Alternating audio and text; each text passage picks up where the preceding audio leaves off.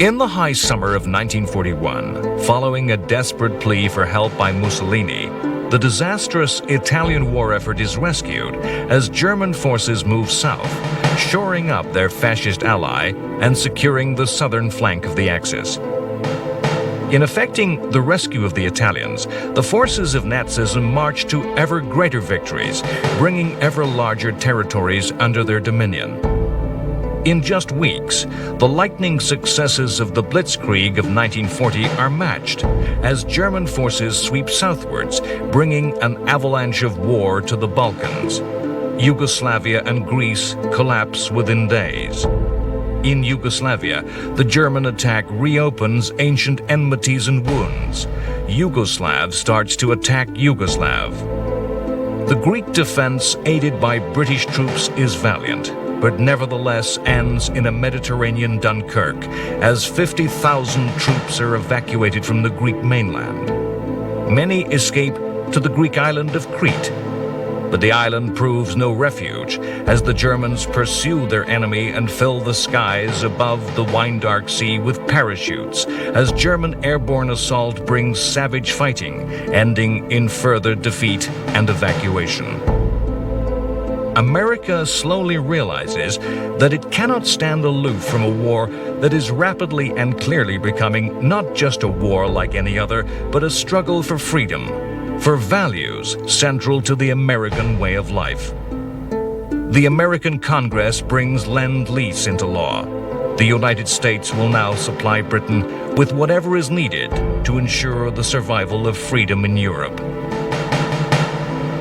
In North Africa, Erwin Rommel has begun to earn a place in history. His inspired generalship results in the reversal of British advances. Rommel even captures his opposite number as a prisoner of war. The German High Command think Rommel has gone mad. Germany has its attention elsewhere as the greatest military operation in world history rolls forward. This is Operation Barbarossa, the invasion of the Soviet Union. In the Nazis' fictional mythology and theory of history, an insane worldview of past, present, and future combined, the destruction of the Soviet system is Armageddon, the final battle, the struggle of good and evil, a fight that will effectively end history. The Soviet forces, though large, were poorly trained, poorly equipped, and poorly led. Armies can only reflect the strengths and weaknesses of the society from which they're drawn. The Soviet command had been savagely targeted by Stalin's purges. A climate of fear pervaded the Russian army. Fear to show initiative. Fear to show independence of thought. The initial successes of Barbarossa had led Hitler to already plan triumphal victory celebrations, with armies marching through the streets of Moscow in a commemoration of the ultimate victory of Nazism. In that late summer of 1941, the future of world civilization stood poised in the balance. The fighting that was in the coming months to take place in Russia, in the desert and on the oceans, that would take place on as yet unimagined battlefields, would begin the long march to defeat for the forces of darkness.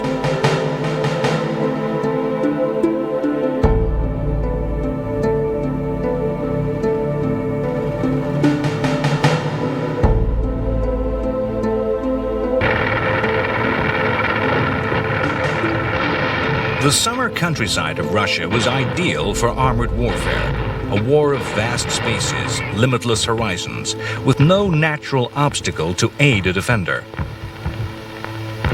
Operation Barbarossa had consisted of three great thrusts, massive armored attacks into the expanse of the Russian heartland.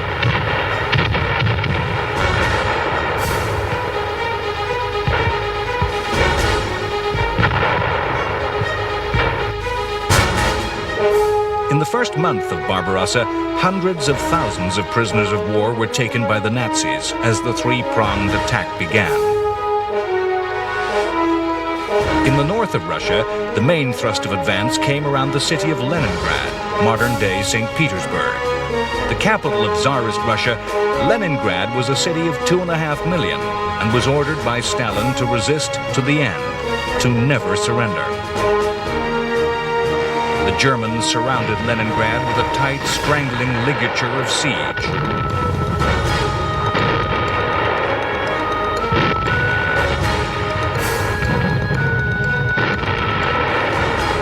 The necessity of war can make desperate alliances possible.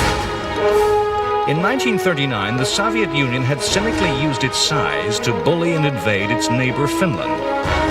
When Germany had attacked the USSR, the Finns knew that in alliance with Germany lay their only chance to avenge that defeat and regain their lost lands.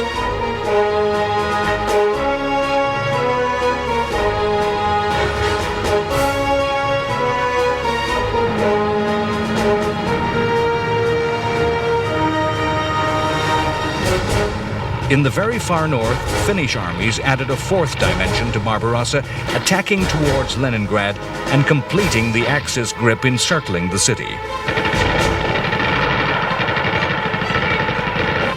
The Soviet Union realized that Barbarossa was not a war that would be resolved with some minor reduction of borders, not a war that could be negotiated or compromised into peace. For both communism and Nazism, Barbarossa was a fight of mutual destruction. In the end, only one system would, or indeed could, remain.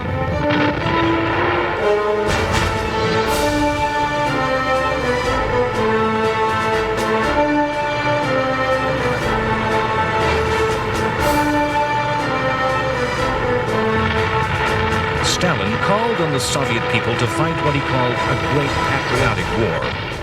Stalin ruthlessly ordered a policy of scorched earth. Before the advancing Germans, the retreating Russians were to demolish the very fabric of the country, destroying buildings, burning crops, cities, and towns.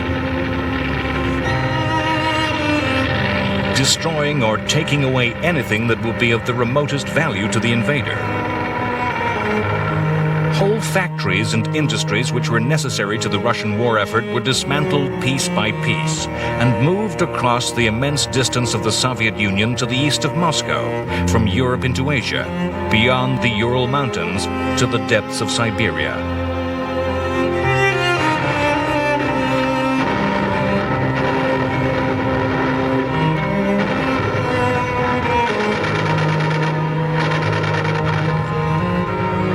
In the vast swirling maelstrom that was Barbarossa, where lines of advance vaulted across the maps of generals, where units lay at the end of tenuous and distant lines of supply, there were spaces around and behind the Germans. Into these spaces, the partisan armies of Russia formed. Usually led by fanatical communists, these forces conducted a campaign of sabotage, ambush, and assassination.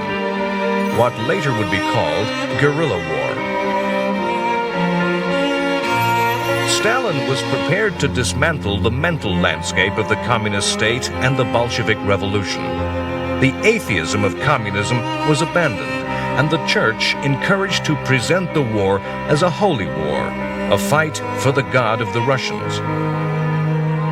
Once the damaging influence of communism upon the Soviet war machine was abandoned, old Tsarist military traditions were revived, traditions that built martial spirit and esprit de corps.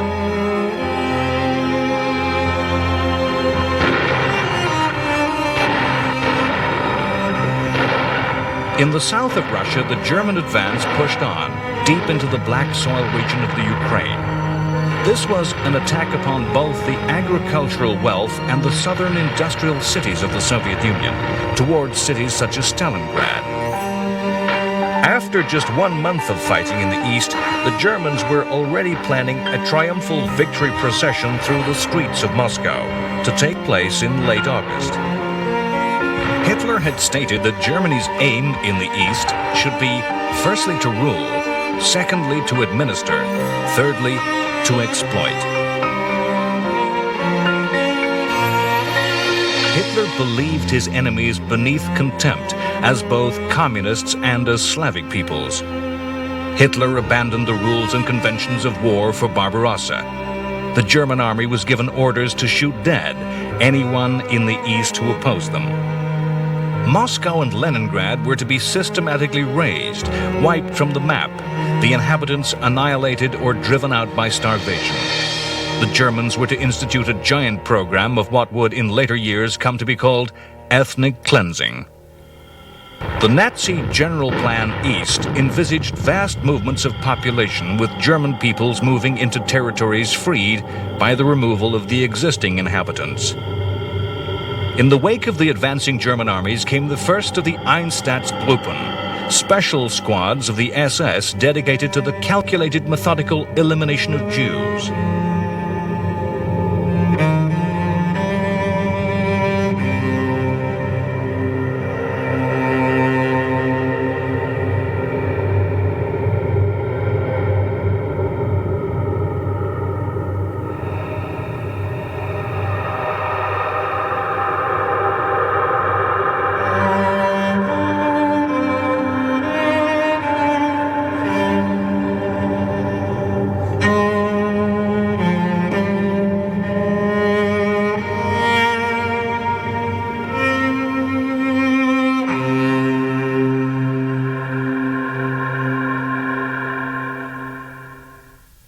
As it became clear that Barbarossa was a total war, a war in which German victory would bring total destruction of not just communism, but the Russian people, the Red Army stiffened its resolve and will to resist, reorganized, and became more competent in resisting German attacks.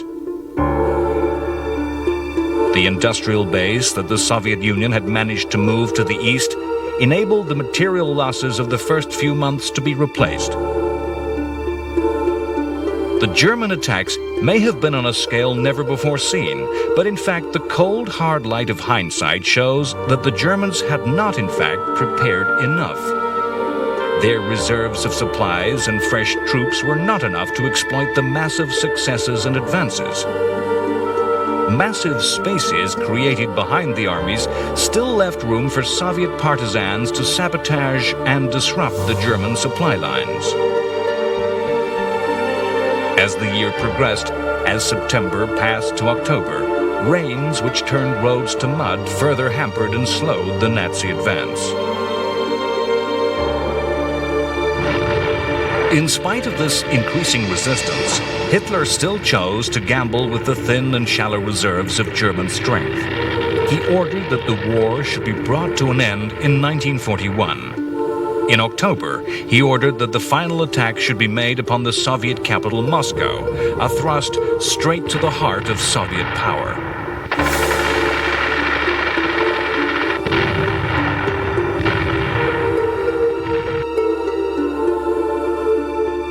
In the western desert of North Africa, battles were fought between the Afrika Korps and the British Army. The Germans under Rommel had pushed the British back and laid siege to the port of Tobruk. The battle for Tobruk was an essential one for Rommel to win. The German plan was to push forward, to attack and take Egypt and the Suez Canal. From that base to threaten British Middle Eastern oil, and perhaps even to push into British India. Tobruk was literally a thorn in Rommel's side, enabling the British to strike at the rear of any Afrika Korps advance. Churchill thought the Western Desert a crucial theater of war.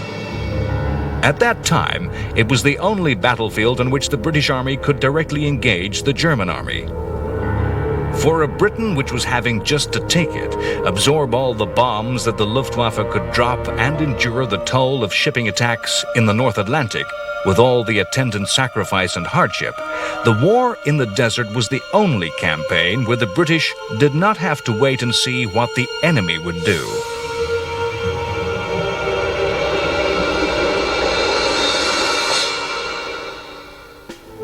Churchill bombarded the commanders of his force in the Middle East with instructions and suggestions. Commanders were given only a short time in which to prove themselves. In the spring of 1941, General Wavell had been dismissed for failure in the offensive, which had been defeated by Rommel's genius for improvisation. Churchill was persuaded by Wavell's successor, Auchinleck, to throw precious resources at the army in Egypt, now named the Eighth Army. In an offensive codenamed Crusader, the Eighth Army carefully planned an attack on the Germans in November 1941. Rommel anticipated and preempted the move, mounting a renewed assault of his own upon the port of Tobruk.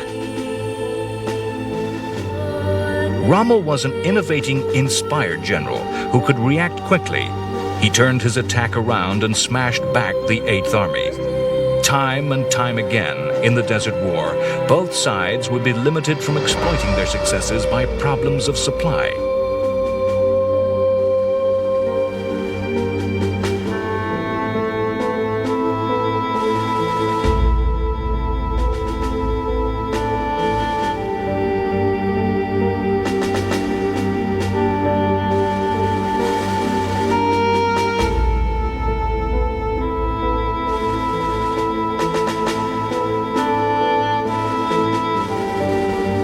Rommel could not pursue the British, and once more the two armies fell back to regather their strength.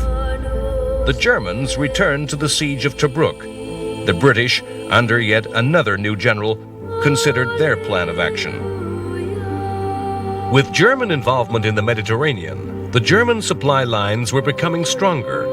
Soon, Rommel would be capable of a push that would place Britain's future in the war in jeopardy.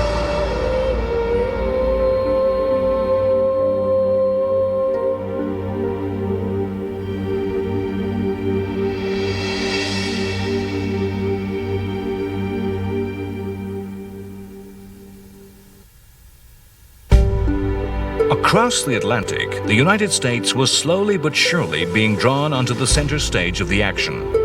British Prime Minister Churchill knew that the defeat of Nazi Germany would not come without the direct involvement of the United States.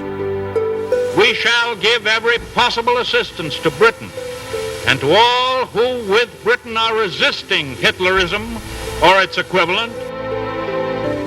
All British diplomacy was directed in a campaign of persuasion and propaganda at the American government and public. Throughout the war, in a series of agreements, America was drawn closer to the war. In August 1941, at the Placentia Bay Conference in Canada, Churchill and Roosevelt agreed and signed what came to be known as the Atlantic Charter.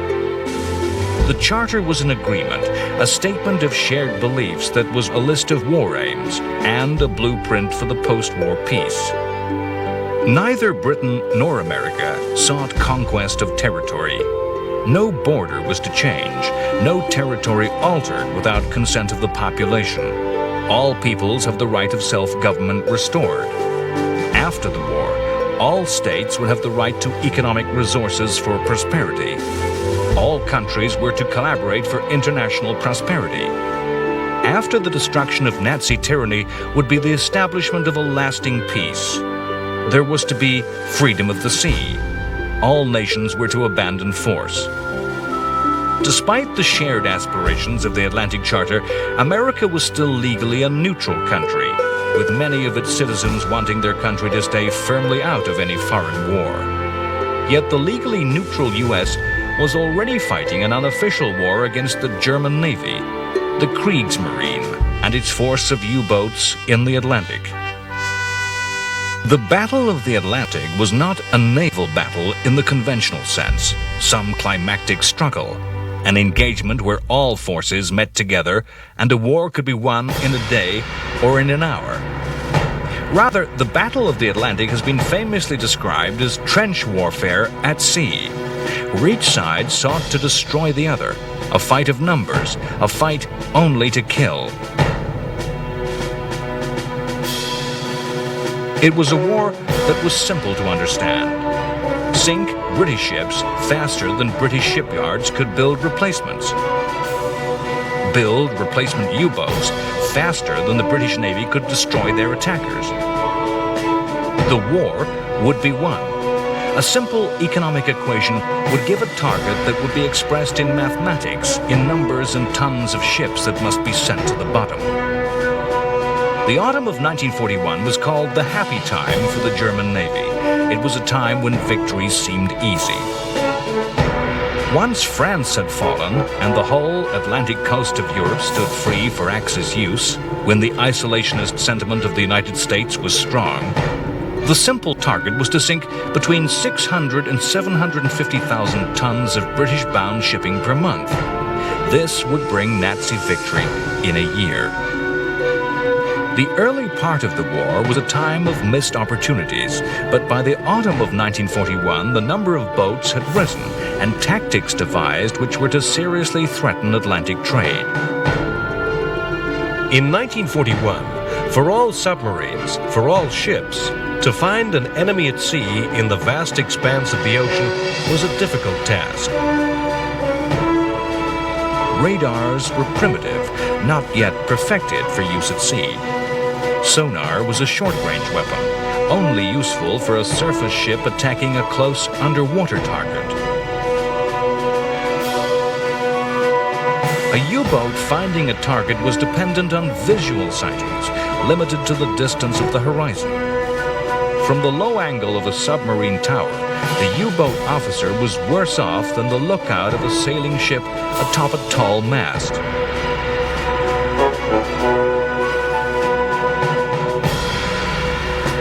The convoy system that grouped merchant vessels together under the protection of warships was an old tactic that dated from the days of sailing navies. It had defeated the U-boat in World War I. It not only meant that the attacker would have to fight warships, the convoy system meant that targets were harder to find. A convoy of 30 ships closely grouped together was harder to find than 30 individual ships strung out across the shipping lanes of the ocean. The United States Navy escorted convoys halfway, effectively doubling the number of ships available to deter the enemy.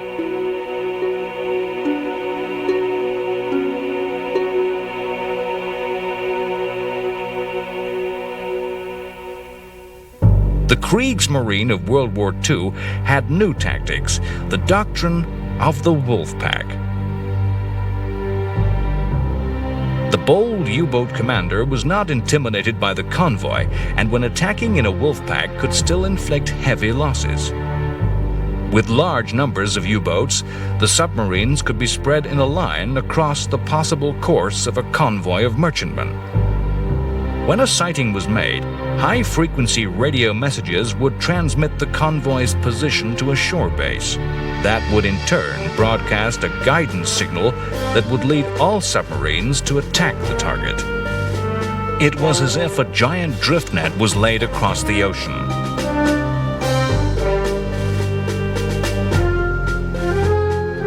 A U-boat making first contact would silently, discreetly shadow the merchant ships, sending the signals to gather the other members of the wolf pack. The attack would be made at night. The commanders of U-boats needed courage to stealthily approach the convoy in the darkness, trying to pass through the screen of escorts, closing to perhaps within 600 meters before firing.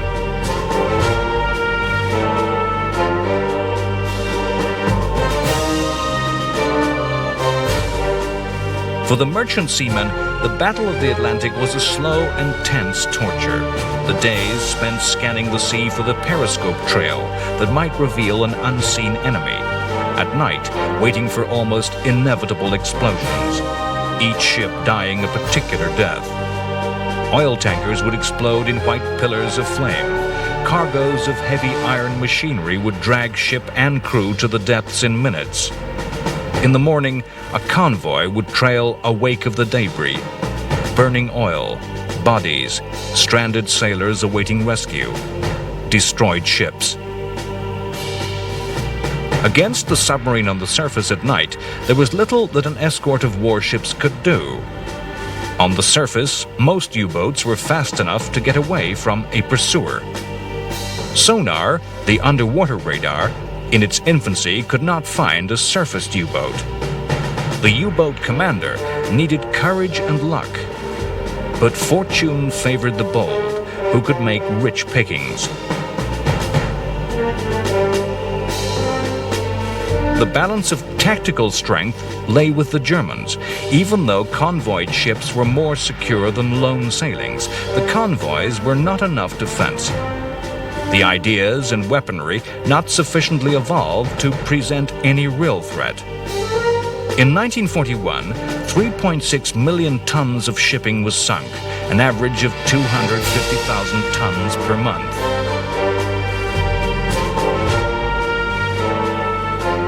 The North Atlantic was a hard, unforgiving environment with savage weather and bitter storms, water in which men survived for minutes, tempests which battered and exhausted men on both sides, men in a state of constant alert.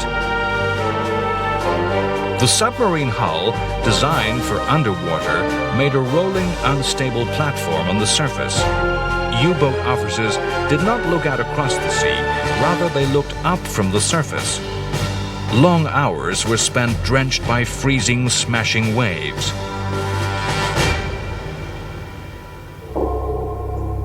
The danger lay when escorts found a U-boat on the surface or locked on with sonar.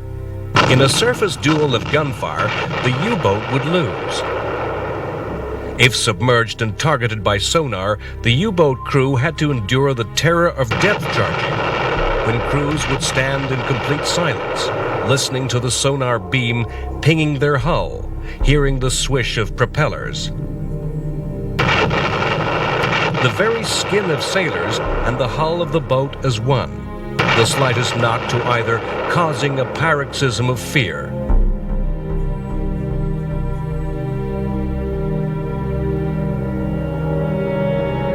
The explosions would convulse the boats, causing instruments to shatter, electrics to fail, and seals explode with leaks of air and seawater. Attacks could last for a day. In the mythology of World War II, the submarine, the U-boat, the Untersee boat, is associated with the Nazis. Yet, in fact, they were slow to realize the value of this arm of their navy. The submarine was not popular with sailors in any navy. Admirals brought up on surface action were reluctant to appreciate the strength of underwater forces. Fiction and drama, the mythology of World War II, have given us a false impression, a fabled account of how submarine operations were fought. The submarine of World War II is better described as a torpedo boat with the ability to hide underwater. The submarine, as a capital warship, able to operate independently, submerged for many months, with as high a speed as surface ships, with as high a speed above as below the surface, able to operate at extreme depths, with weapons capable of striking from extreme ranges, was, in 1941, a weapon of the future. Although the U-boats were enjoying successes, they had their great weaknesses, which were to be exploited. The World War II U-boat came to the surface to attack, was slow when underwater, could only travel submerged for a short time, and was forced to regularly surface to recharge batteries. When surfaced, its light armament made it an easy target. When a wolf pack was summoned to gather around a convoy, their voyages into position had to be made at high speed on the surface. Otherwise, a convoy could not be caught. A major weakness of the U-boat, which would be exploited, was its vulnerability to air attack. The British and the Americans realized the value of air protection for convoys. In 1941, the British occupied Iceland to extend the range of air patrols to the mid-Atlantic. Special radars were developed, which could be mounted on aircraft, which, coupled to powerful searchlights, meant that the submarine was not safe on the surface at night. The use of air power made the coordination of wolfpack attacks far more difficult. The U-boat's frequent periods on the surface became a hell of tension, times of constant restless alerts, with sudden attack, panics, and emergency dives.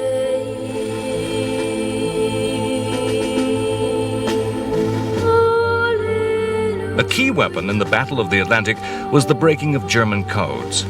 Time and time again in the history of war, this most secret part of Britain's armory would play a crucial role. It was in the Battle of the Atlantic that the first breakthrough in the Codebreakers' War was made. British sailors had courageously boarded sinking U-boats, fought with the crews, and captured signals equipment and codebooks, materials that had given the first clues in the secret war. By reading the messages sent to the U-boat packs, convoys could be rerouted and aircraft dispatched to attack. Many brave men were to lose their lives in the Atlantic in 1941. Merchant seamen left adrift as the convoy could not stop to rescue survivors. The crews of U-boats had the highest rate of loss of any serving in the war.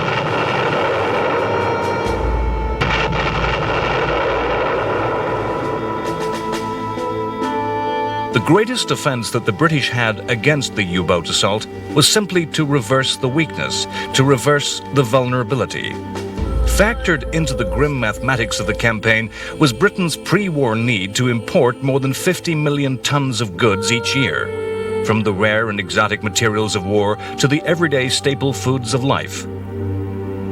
By 1941, the British people had cut this figure by more than half to only 23 million tons. For ordinary people, this meant a strict and severe regime of food rationing, with many favorite foods disappearing altogether. The British people became a nation of small peasant farmers. Livestock were to be found in the backyards of cities and towns. Every tiny scrap of land was turned into a vegetable patch. The agricultural industry began to exploit and wring every gram of produce from the most marginal areas of land.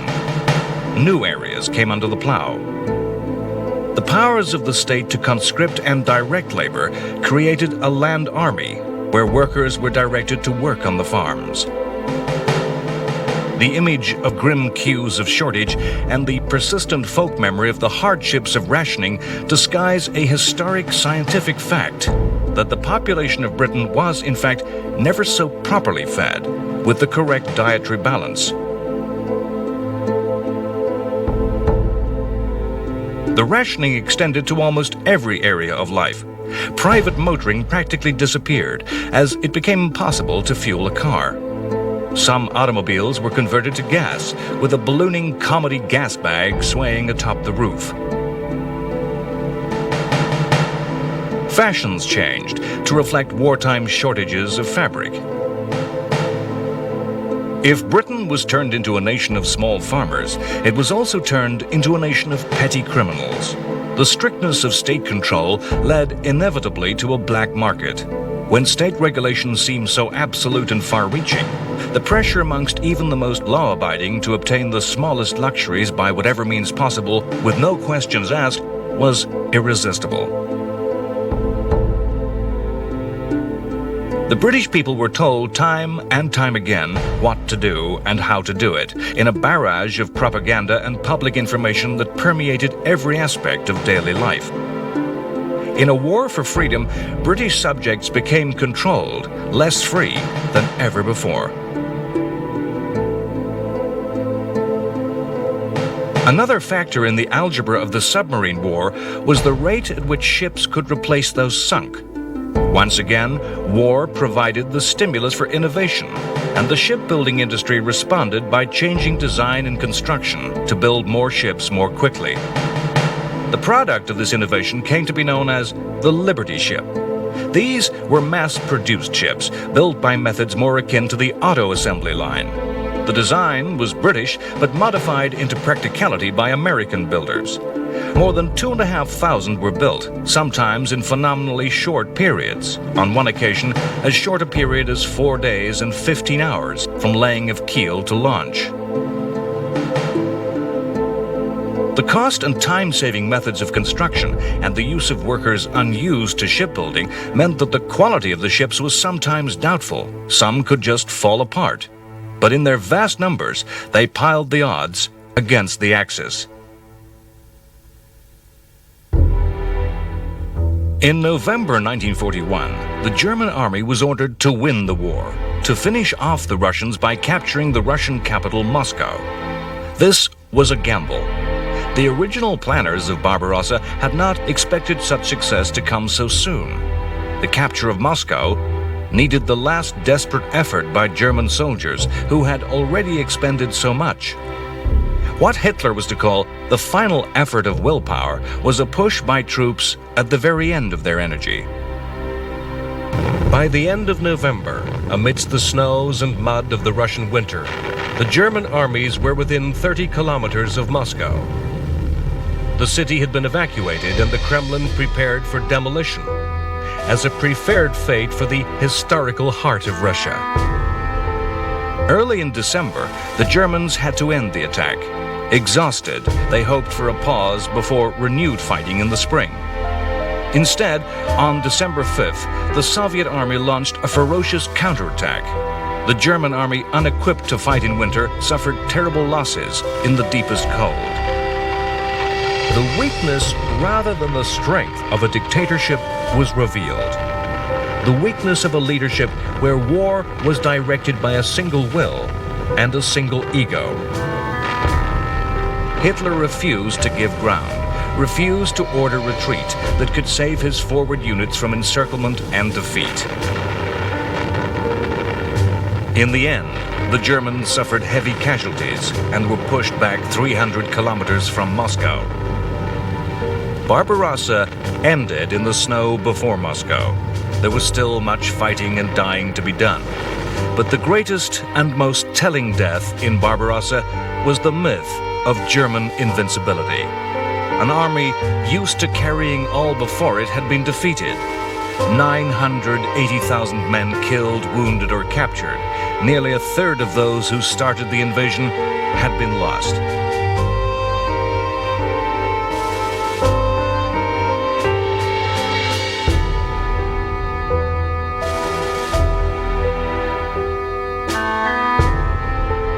The Russian soldiers who so stunned the Germans with surprise attacks were fresh from Russia's Far East, a reflection of the truth that the war was a global war. Russia had been able to move these troops across Asia because there was no longer a threat from the Empire of Japan, whose gaze looked another way. It was decisions made on the other side of the globe that enabled the Soviet leadership to deploy the Siberian forces against the Nazi armies. Decisions made in Tokyo, capital of the Empire of Japan. Japan was allied to the fascists of Germany and Italy, but it would be a mistake to say that the three major members of the Axis shared a dominant ideology. Japan shared a theory of racial superiority, shared a militarism which saw armed force as a virtue. However, the prime Japanese policy aim was to supplant the European powers as the dominant political and economic forces in Asia.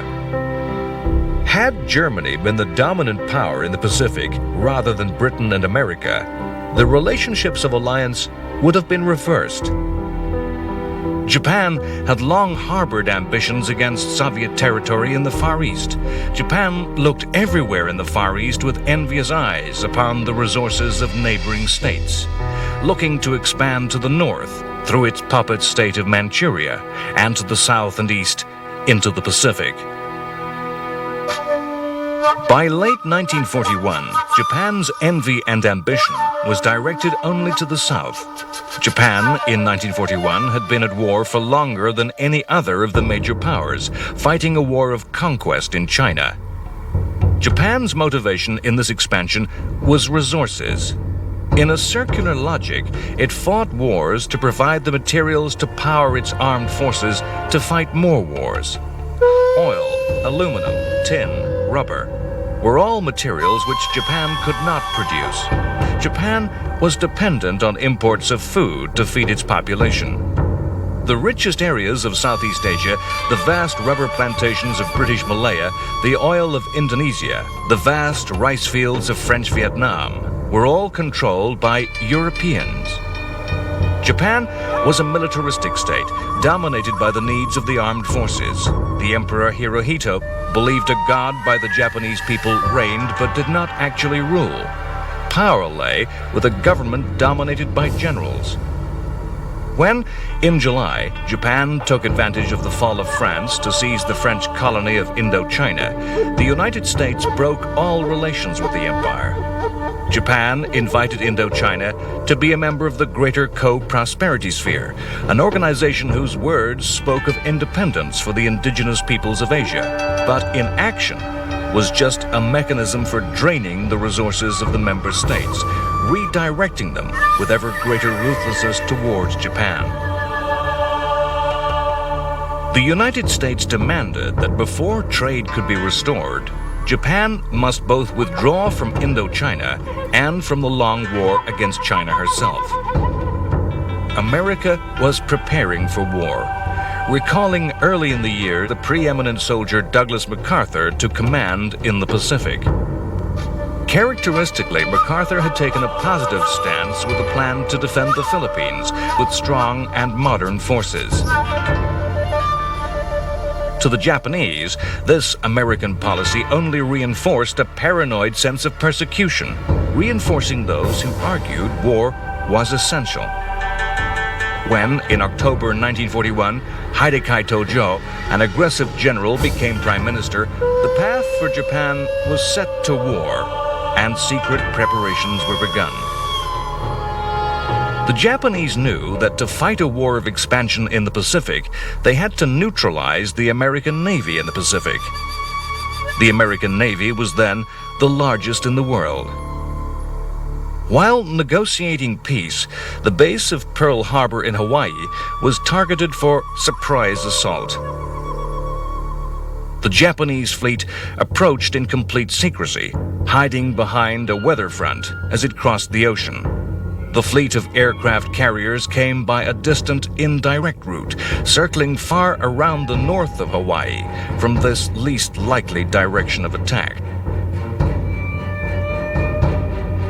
On December 11, 1941, at 6 a.m., the Japanese planes appeared in the skies of Hawaii. It was a Sunday morning. Surprise was complete. At Pearl Harbor that day, 70 warships lay at anchor, including 8 battleships.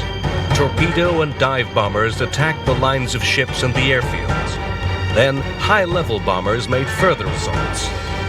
In an attack that lasted a bare 2 hours, 6 battleships were sunk and 2 damaged. Numerous smaller ships also sunk and damaged. More than 160 aircraft were destroyed. 2,403 servicemen and civilians were killed, and 1,178 wounded. The Japanese losses were a mere 29 aircraft. In a moment of caution, the Japanese, fearing a counterattack, failed to complete the action with a series of attacks upon the harbor's dockyard, the repair and refueling facilities. Mundane, unglamorous targets, which have as great a significance as any capital warship. Significantly, as dramatic as the burning battleships appeared, the battleship was the naval weapon of the past. Japan had used aircraft carriers to attack its enemy, but had failed to find and destroy U.S. aircraft carriers that had been at sea that day on exercise. To say that the attack found the Americans completely unprepared and totally and completely ignorant of a Japanese threat is wrong. America was expecting Japanese attacks, but it was thought this first strike would be against the American forces in the Philippines, rather than at Pearl Harbor. If the attack were made on Hawaii, it would be directed from the nearest Japanese territory to the southwest of the islands. Pearl Harbor was on full alert to protect against sabotage. U.S. planes were grouped together to guard against attack by saboteurs, a move which made it easy for Japanese planes to make their attacks. Hawaii was protected by radar. The attacking waves of Japanese aircraft were detected. The surprise lay in that America was not looking for the attack. As As tactics, as a demonstration of the use of stealth and concealment, using the tools of war, Pearl Harbor is a textbook example of stunning victory. As strategy, though, the Japanese action was a catastrophic move, a move which caused the ruin of every scheme, device, and stratagem of their country. The attack on that Sunday morning condemned the Japanese forces to eventual destruction. The Japanese were attempting a victory to match that of Trafalgar, a defeat that meant the American Navy would be swept from the sea to allow the Japanese to strike where they wished at will.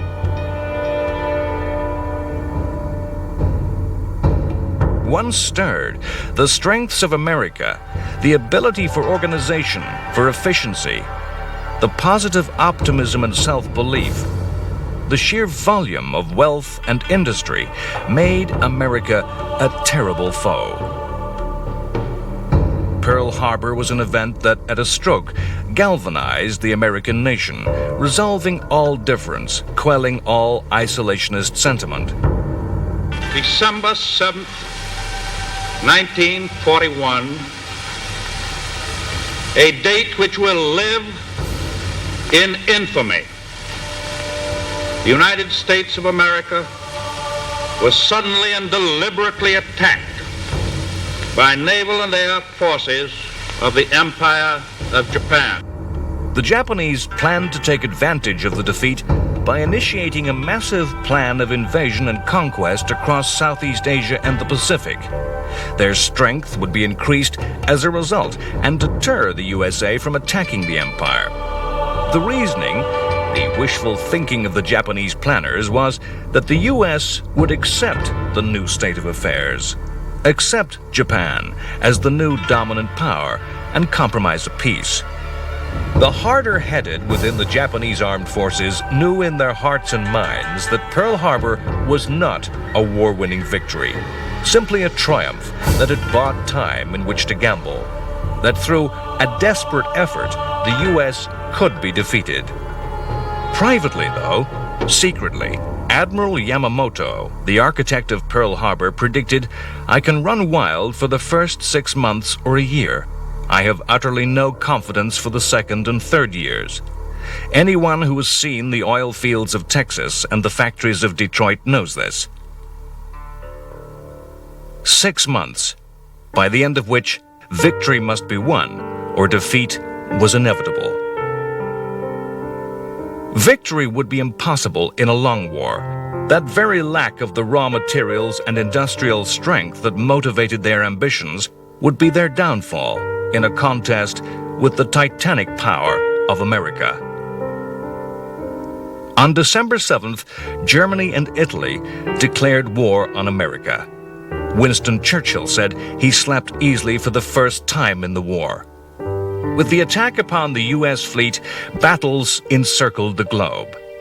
To the people of America, this was the beginning of the war. For the forces of fascism, the beginning of the end.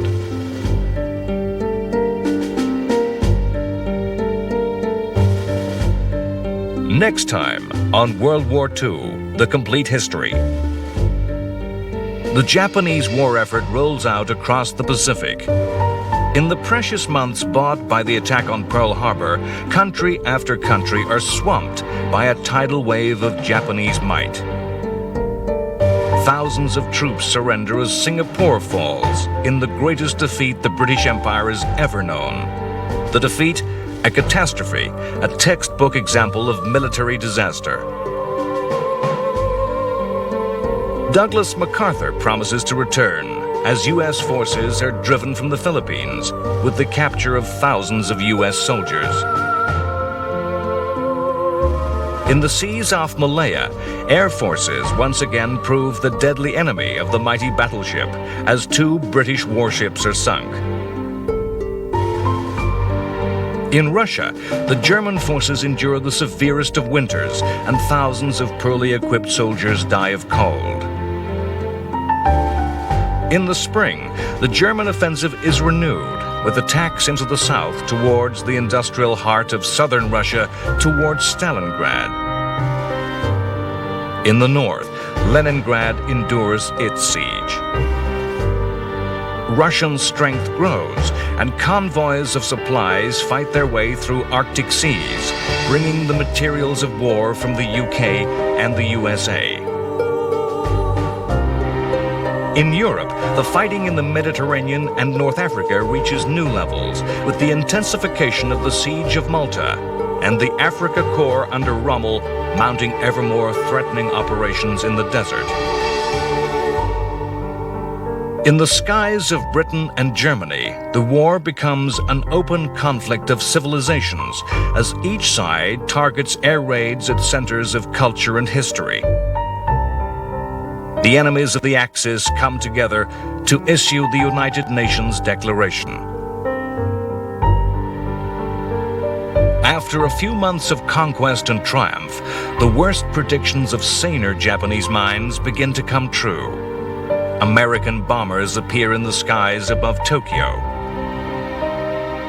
In two titanic naval battles in the Pacific, the tide begins to turn against Japan.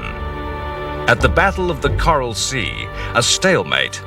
At the Battle of Midway, American carrier aircraft tear the heart from the Japanese Imperial Navy.